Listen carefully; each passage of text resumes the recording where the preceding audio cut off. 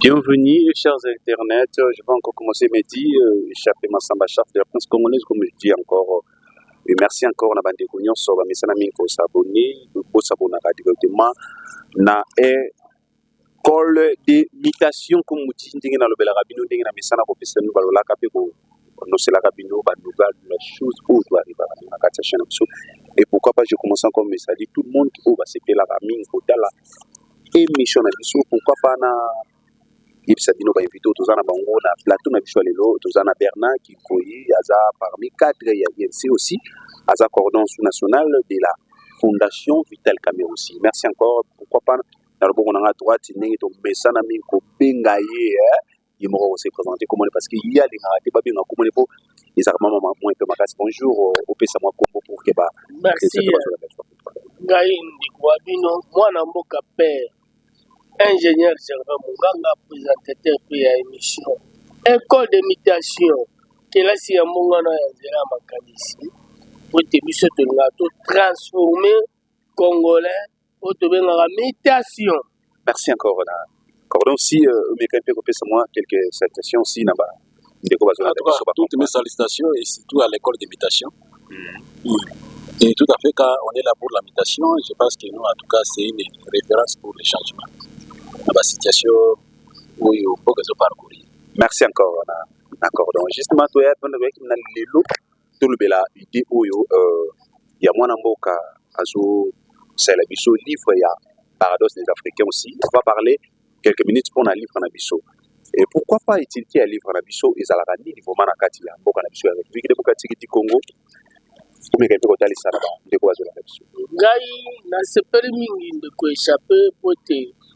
Yo ozali olingaka kolia na Suisse ozali moko oyo ngai nabengaka bino ya équipe ya espoir ya République démocratique du Congo parmi bandeko bakosala mosala ya journalisme oyo ete bino bozali po ete équipe wana toyebi ndenge ya kozala yango na koyebisa ete ide wana ezali ete po ete tobunga ebele nabengaka yango désorientation scientifique désorientation psychologique excusez-moi pas scientifique désorientation psychologique et mentale wana ifo tuna bamédecin moto azali désorienté psychologique et mentale nakoki opesa yo mpe ide moto oyo bayebisi oke okende na ngiringiri yo oleya na ngiringiri ose retrouve na ngaba est-ce okoma esika wana il faut luka bato baala ngiringi bayebisa yo te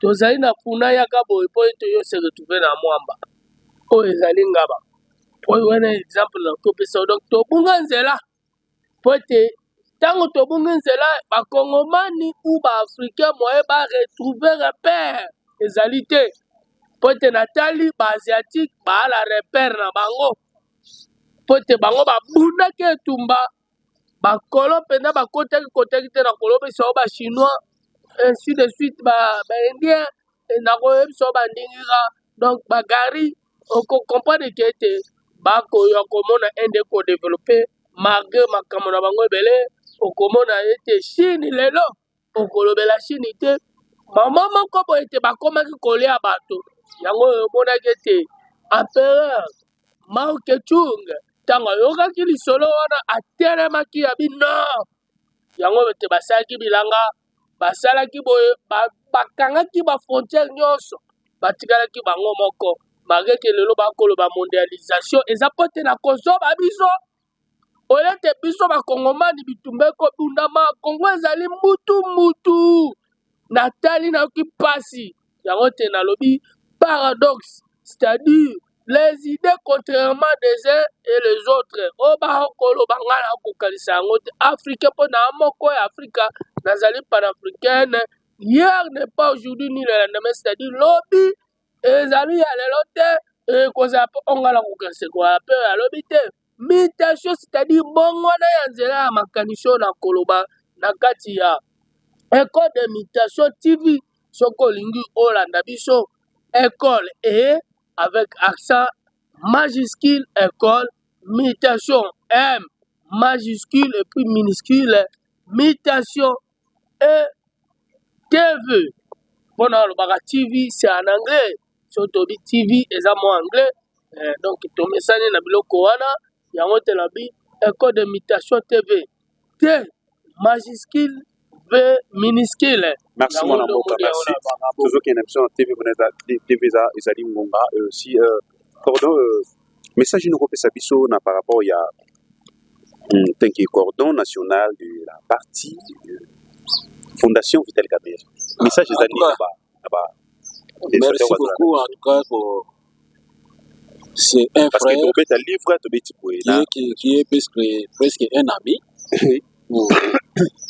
Parce que on s'est raconté dans le cadre scientifique et aussi parfois nous faisons tout ça comme un choc, un échange d'idées avec lui. Dans l'échange d'idées, en tout cas, on arrive toujours à décortiquer ses propres idées et tout ça. Il y a paradoxe africain. Et aussi, bon, ceux qui sont parce que nous parlons beaucoup plus de mutation qui est paradoxe, qui est le sujet phare du livre. Et après, nous parlons hier n'est pas aujourd'hui ou de lendemain. On parle de mutation. Et c'est le paradoxe et la mutation africaine et tout ça. Et j'ai essayé de parcourir, l'auteur avait suggéré quelque chose lié au changement. Parce que quand on parle de mutation, c'est un changement qui est censé être bénéfique dans un système, ou soit dans un régime, ou soit dans un pays, ou soit dans une société.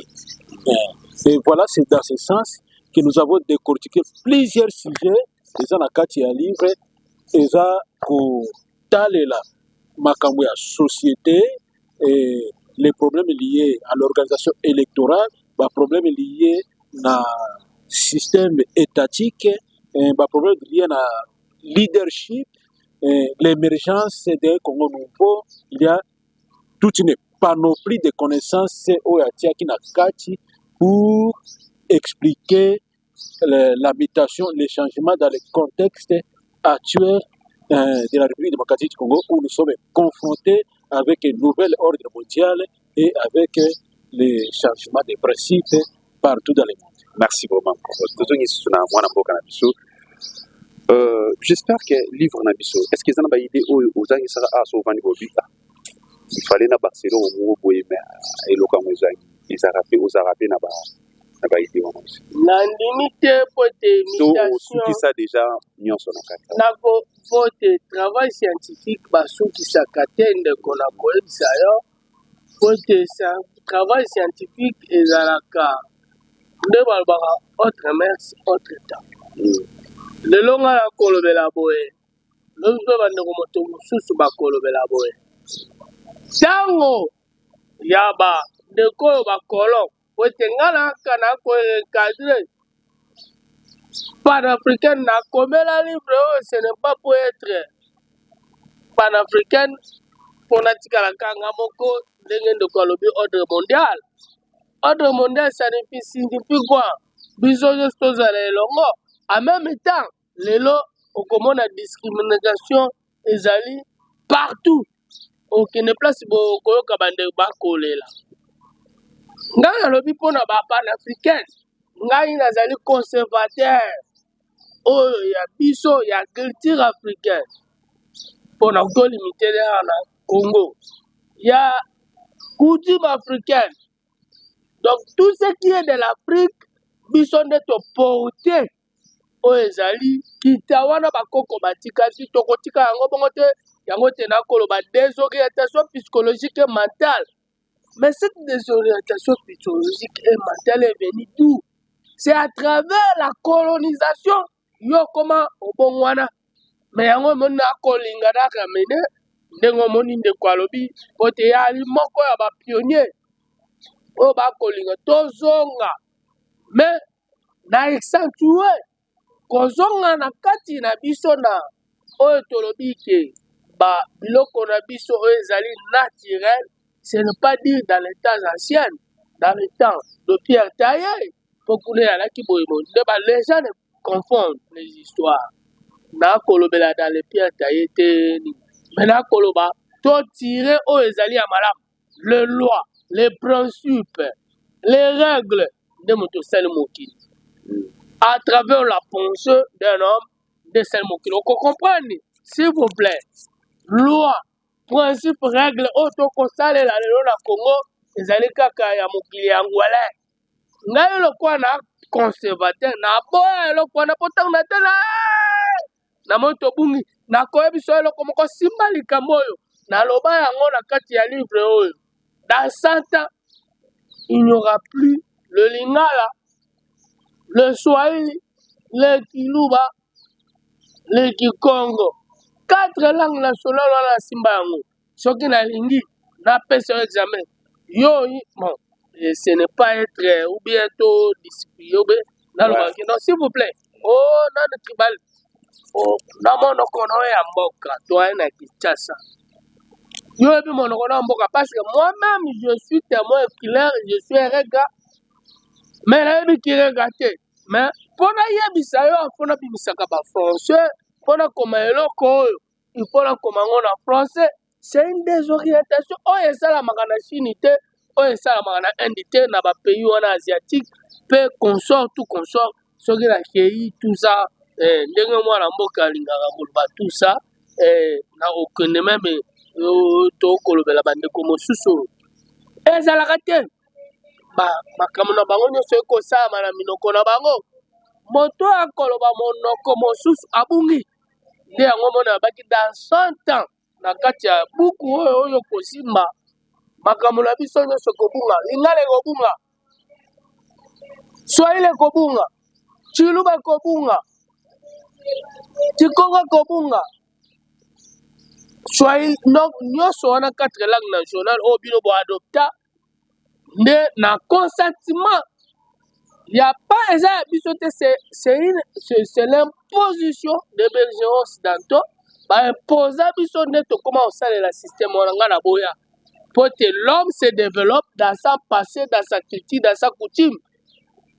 On a une philosophie, meilleure philosophie, parce que nous avons une philosophie, awa tolobela kayango o ezali imitation. Philosophie asukaki kaka na ko raisonner na pensée ya moto na bato. Mais biso tokende na kati ya moto yango nde tokobenga imitation.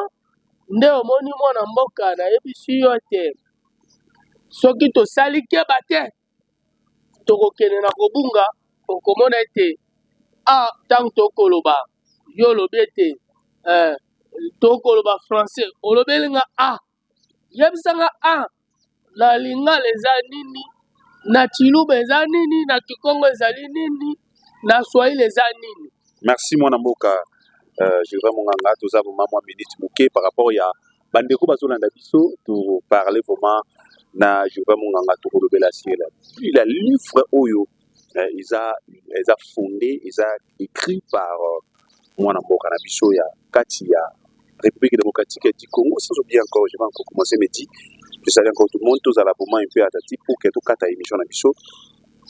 Bota la moitié des amis minutes vraiment. Tozongi awa na Bernard Kikoy. Et si les lobos et tout le monde besoin de travailler en collaboration na mwana mboka je vais commencer. Je vais encore commencer mes dits. Maintenant tu veux penser quoi pour la partie na bino ya INC. INC. Maintenant bon message là. Mon parti INC, nous avons fêté 15 ans le 19 juin passé. Et moi, je me félicite d'avoir fait aussi 15 ans au cette partie. Nous sommes, le président national a lancé le go, soit le top départ, pour la restructuration et redynamisation du parti.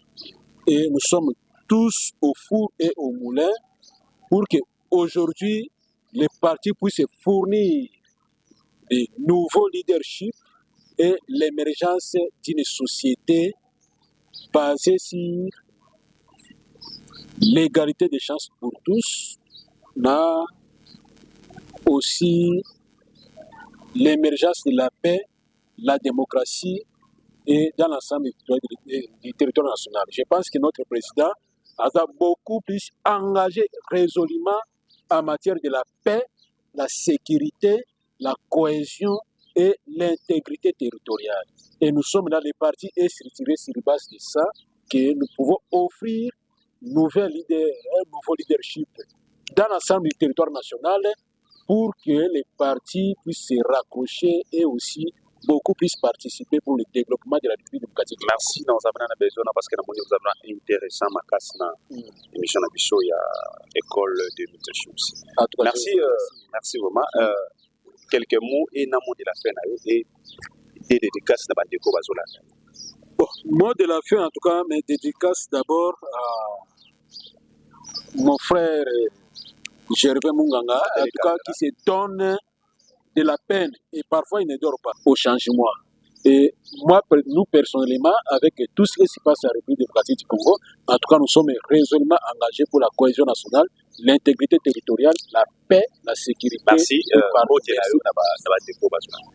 En tout cas, Mbote Nanga paix si tous les membres de l'Union pour la nation congolaise, Mbote, mon président national, le secrétaire général Billy Kambale et Raston, et aussi Mbote Nangai, Naba, secrétaire général au Balekana parti, et en ce moment très décisif de l'histoire de notre parti.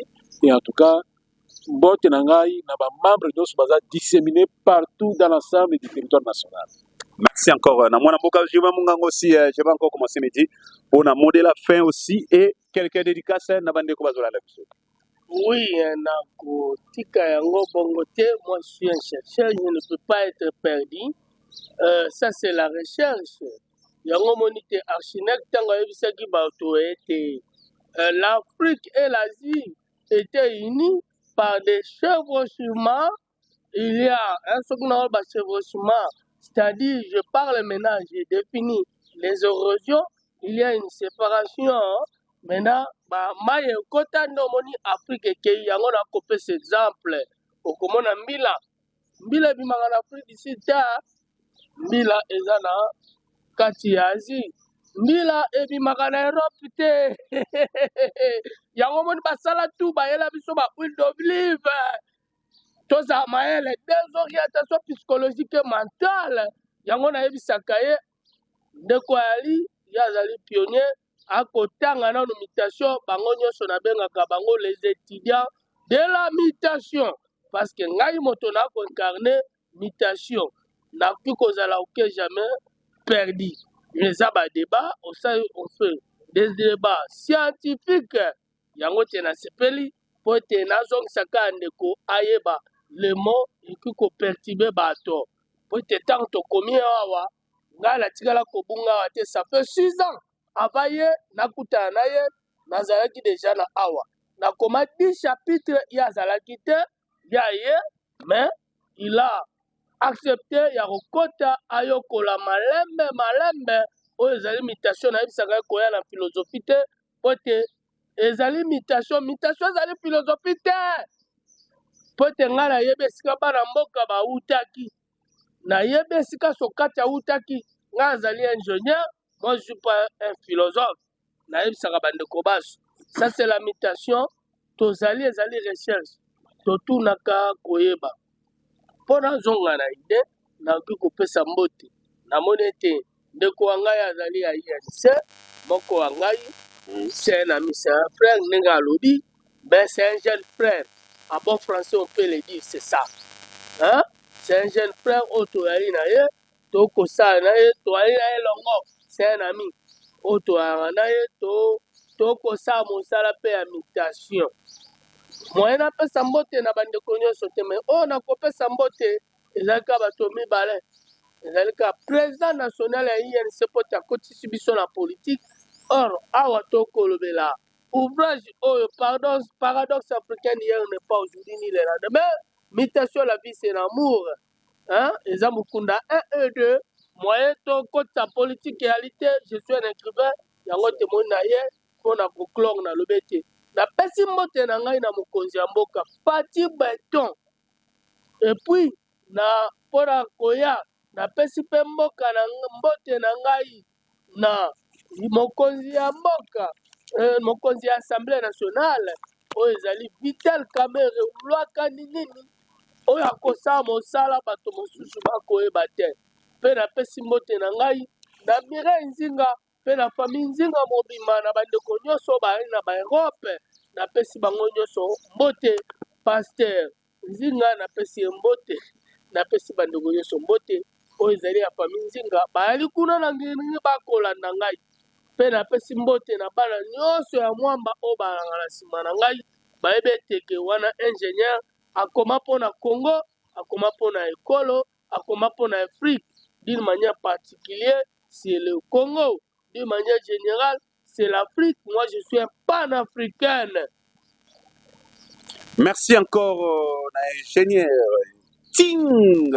Balobi, ingénieur Ting, ingénieur du moment aussi. Je vais encore commencer métier. Je vais encore commencer par la salutation de cette émission d'aujourd'hui. Je commence encore directement sur Mireille Zinga, la femme du patron. La femme du patron, comme on dit. Merci encore. On a Betty Koutou. Betty Koutou, la fille du patron aussi. Et na pesi mbote bisiko zwali na République démocratique du Congo. Betty Koutou et sali. Et pourquoi pas, je salue encore directement Rachel Outa en Belgique, Priscilla Ying en France. Et aussi Mirkerleuse Nakatia Belgique. Sans plus tarder encore, on a vu tout.